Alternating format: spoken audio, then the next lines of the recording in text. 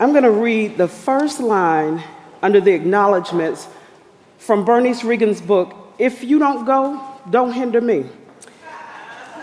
And she says, why would one for whom voice unleashed in air is the primary and strongest medium of presentation also move to the printed page? And I have an answer for Bernice this morning. It's because there's a timekeeper in here somewhere. And the first thing I want us to do is to kind of raise our voices together a little bit. Can we do that? Let's sing together and get the energy flowing a little bit. So if you stand with me, and we're just going to do something that I think is appropriate since we're out here this early, right? An old favorite, call and response. Woke up this morning with my mind stayed on freedom. How about that? Now, I'm going to tell you that I'm really checking to see where the altos, sopranos, and tenors are. So I'm going to ask you, I always do this check, where are the altos? Altos, look, put your hands down for a minute.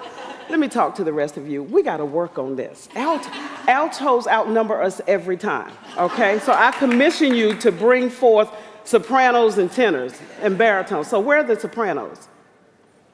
Okay, tenors, bass baritones, and God bless you all, I don't know.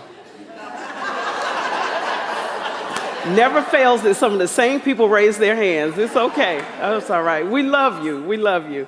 Are we ready? Woke up this morning with my mind stayed on freedom. I said I woke up this morning with my mind stayed on freedom. You know I woke up this morning with my mind stayed on freedom. Hallelujah, hallelujah, hallelujah. Well, you know I'm walking and talking with my mind.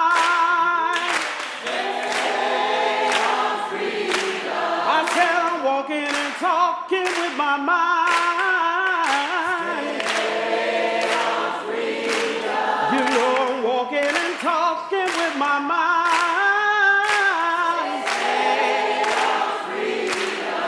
Hallelujah, hallelujah, hallelujah. Now young people in North Carolina say, I'm texting and tweeting with my mind.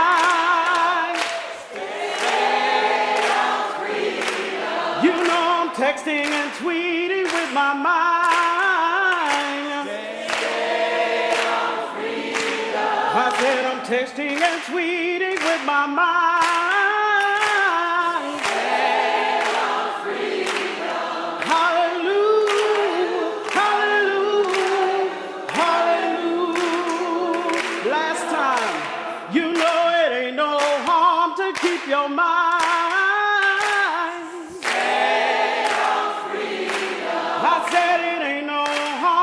Keep your mind.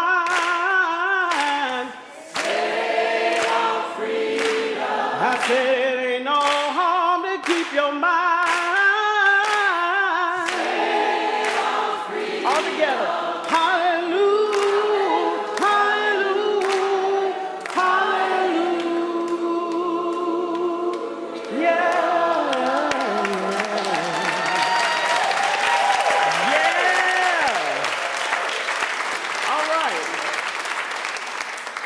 That right there was the Revolutionary Love Justice Jump-Off Choir. Now, if I can get through this, we're going to do one more at the end, all right? So that's why I wanted you to kind of move together. I heard some harmony, and I don't like pointing people out, but I heard a soprano that I didn't know. That was... Okay, so you know, when we start talking about music and revolutionary love, and standing for truth, we have to take in consideration how we implement music within this framework. So as we build music and build movements, and as we move through campaigns, we have to give music an intentional place. It cannot, I repeat, it cannot be an afterthought. And in too many movements and too many situations, music has been an afterthought. And here's why we have to make it intentional. It is because music has the power to shift the atmosphere. And here is how it shifts the atmosphere. It does this by creating what Dr. Wyatt T. Walker and Dr. T.V. Reed calls a space for collective identity. And that speaks to why we're here, in this place, at this event, at this time. And then it creates something else that they call collective effervescence, which is what we just experienced when we all sang together. And this speaks to what happens after we get here. So I like to call it, and I'm going to date some of us in here right now, I like to call it the fizz after the plop plop. And if you got that, you're at least 50.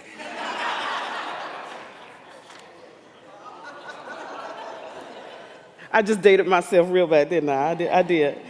Music has the ability to confuse the opposition. Now, in my family, I'm from the South, so give me this. We have what we call remember that time moments. Not remember that time. So will everybody say, remember that time? Remember that time that Gideon went in to war against the Midianites in the scriptures? Well, Gideon started off with an army of 3,000. Okay, let's put a bookmark right here because I want to tell you that you don't need choirs of 600 voices. You don't have to have that to be effective. So Gideon started out with 3,000, and I think in my artistic head that God said, we are not buying all those choir robes. We're not doing that. We're not doing that. So you need to whittle this down to 300. And Gideon took the 300 in, and God says, here's how I want you to go in. I want you to tell your soldiers to take clay vessels, trumpets, and lanterns. And Gideon, when you go in, you give them your 1, 2, 3, 4, you give them the downbeat, and I want them to break the vessels and blow the horns. So again, in my artistic head, that's where the first Earth, Wind, and Fire came from. Did y'all get it? The clay vessels, earth, the trumpet, wind, and the lanterns, fire. You got it? I know. So Gideon did what God said and went in, and the Midianites were so confused when they heard those sounds that they turned on each other. We're seeing some of that right now, aren't we? Seeing some of the same things. And so music has, wait a minute, okay, so here's another example that I tried not to use, but I know you're going to connect with. How many of you watched How the Grinch Stole Christmas? Now, sometimes in movements and campaigns, music will draw people to your message. It'll draw people. And it's what they hear first sometimes that changes their heart and changes their positions. And we saw that in Moral Mondays when we started playing our music and you could hear it 6 and 7 blocks over, and it was powerful music with powerful messages. People were jumping out of their cars on the corner to come over and see what was going on, and it led them to the bigger message. So back to the point that music confuses the enemy. You remember when the 45th president went down to Whoville?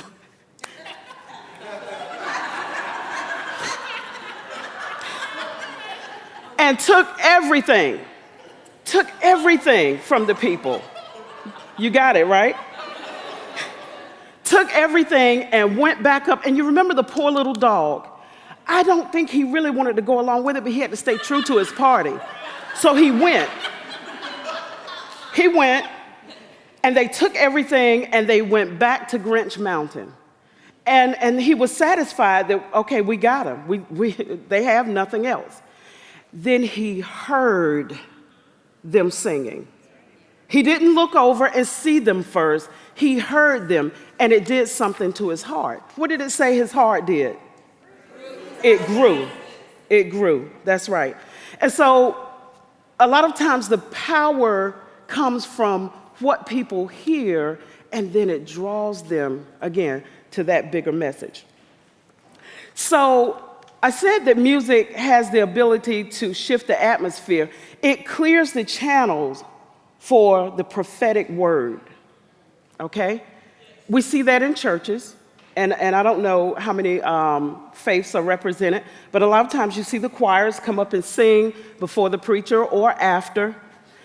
Now, it's very important that they have the right message when they sing, because you can sing people into apathy. You can do it. You can sing people into a state of, I don't care, I'm not moving. So the preacher spends 45 minutes saying, stand up, let's stand up and fight, stand up for justice. And here comes the choir saying, sit down, servant, sit down. Rest a little while. You just killed the preacher's message. He's trying to get you to stand up, or she's trying to stand up. And here you come. Auburn is saying, trouble the water. And the choir sings, Jesus will fix it. You see what I'm saying? And it sounds funny, but there's a whole lot that goes into messaging in music. And so music has the power to speak to every human emotion. Every emotion that you can think of, there's music for that. And so it also has the power then to bring people together and to create solidarity. So in the past and the present movements and campaigns, people threw their bodies, as Bernice Reagan says, they threw their lives against a system. And they planned and they protested, and they practiced civil disobedience, and they came against oppression however it presented itself. And in all of those practices, music was a very strategic, intentional part. It didn't just, now there was some spontaneous music on the protest line, but you better believe that they knew that music had to be the life's blood out of there on that protest line, because it encouraged people.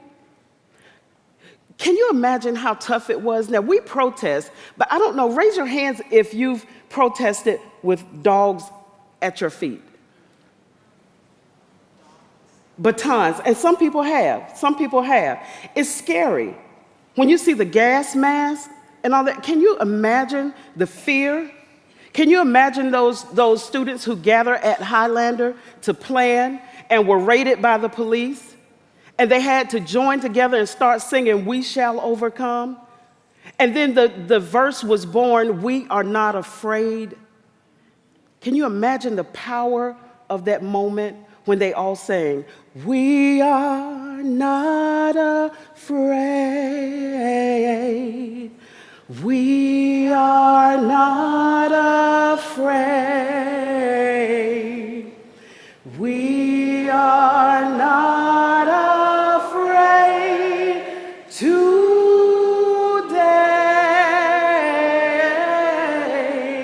Oh, deep in my heart, I do believe we are not afraid.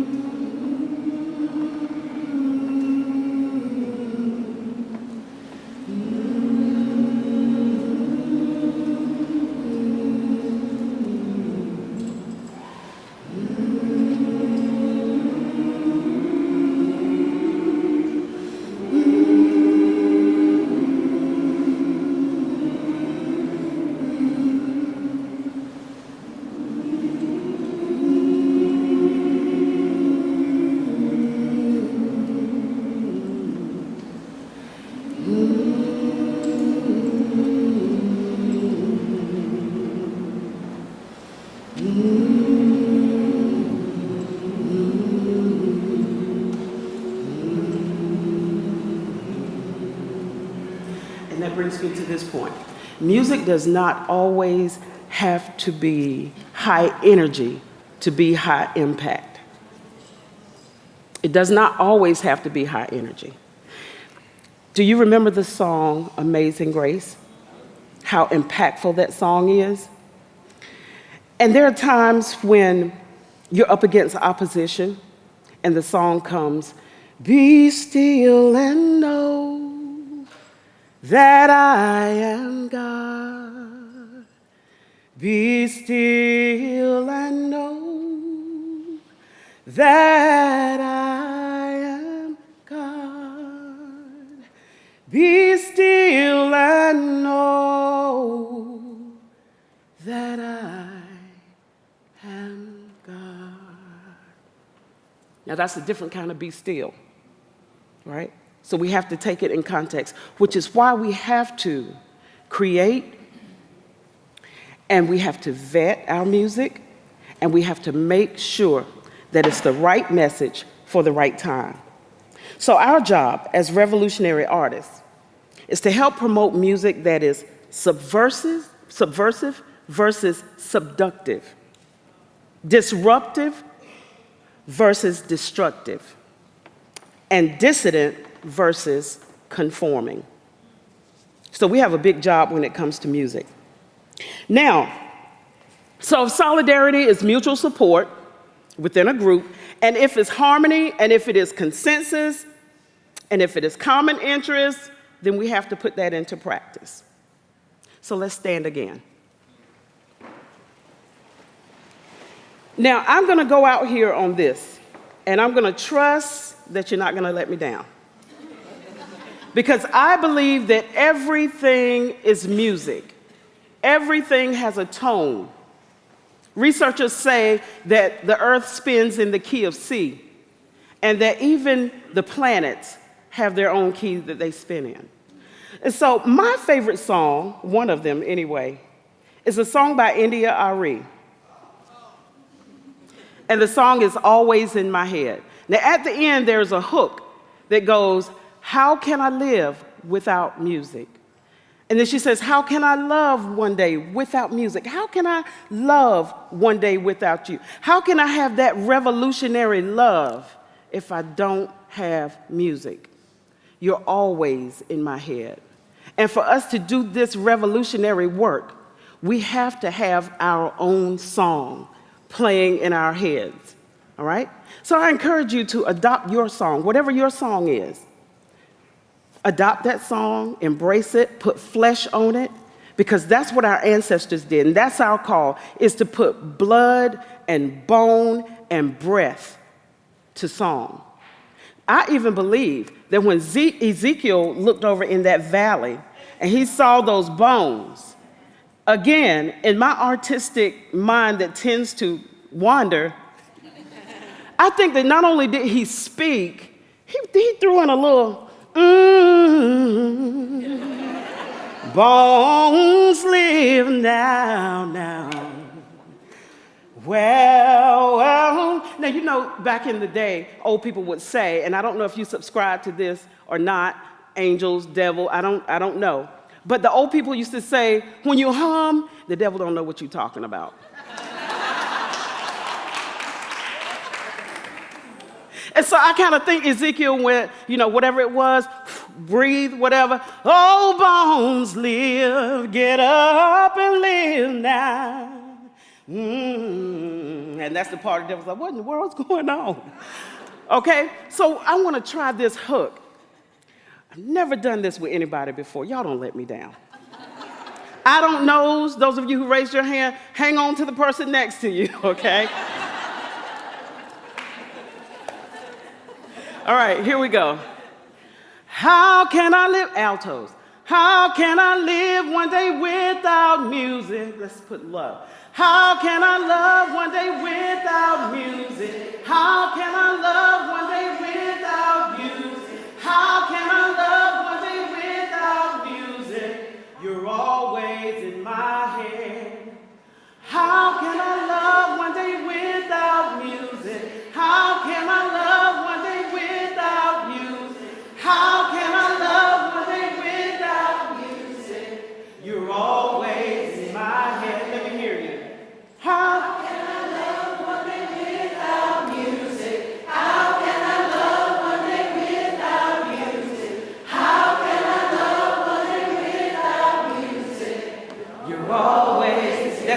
one is how can I love one day without you, okay? How can I love one day without music? How can I love one day without you? How can I love one day without music? You're all, keep that going while we get the sopranos. How can I love one day without music? How can I love one day without you? How can I love one day without Where are the sopranos? Music? You're always in my head. Music without music. How can I love one day without you? How can I love one day without music in my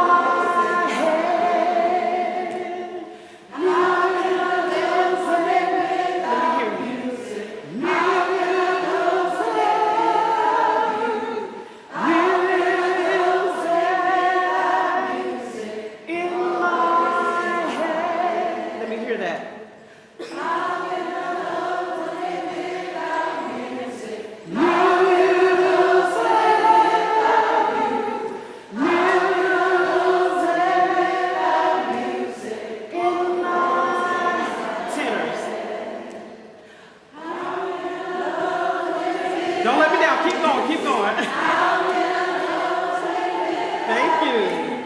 How can I love without music in my head? How can I can't live. How can I can't live.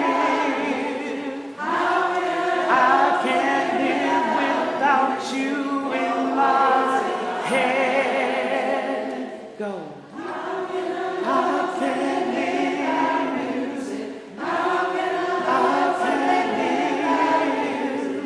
How can I can't live without you in my head. All together, how? How can I